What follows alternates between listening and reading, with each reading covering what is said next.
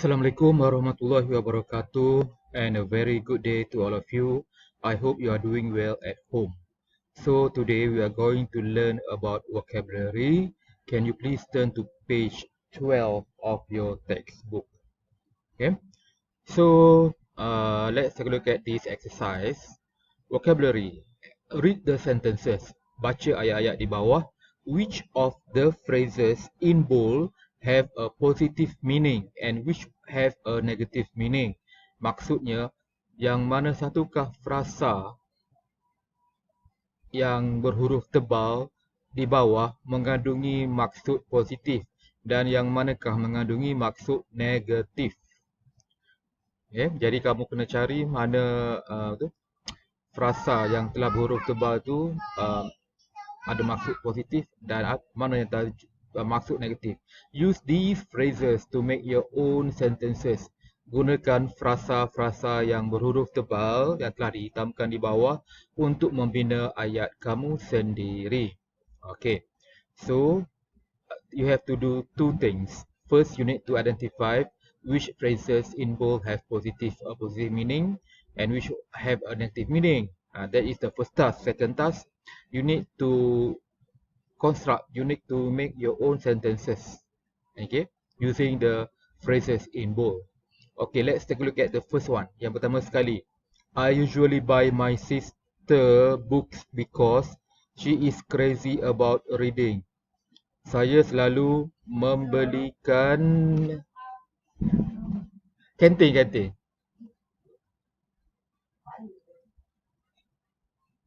Tempat dia tu ada laptop on. Okay, sorry for the interruption. Minta maaf. Okay, number one. I usually buy my sister books because she is crazy about reading.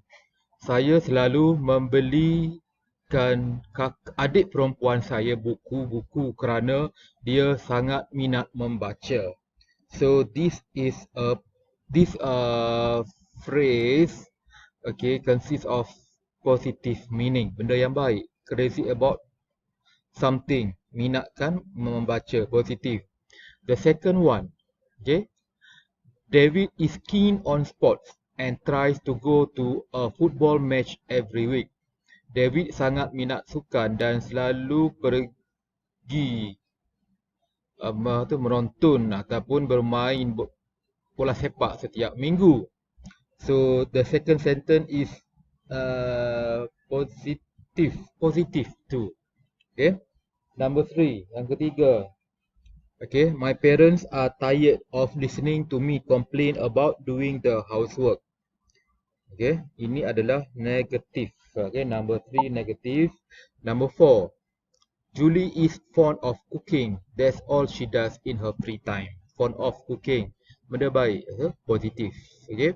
Number 5, I'm a big fan of jazz music, so I'm definitely getting tickets to the concert.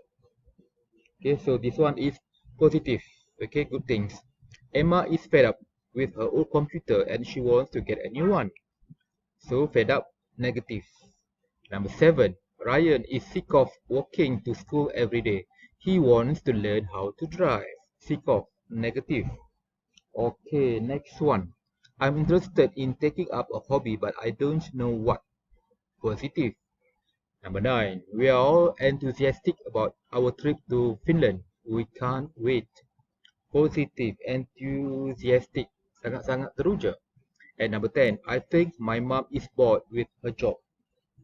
Negative, she doesn't seem as excited as she used to be. Dia kelihatan tidak gembira seperti dahulunya. So, I want you to construct 10 sentences using the phrases, the 10 phrases above. Okay, you can Google for sample sentences, okay, in the internet. Okay, for example, you can type crazy about.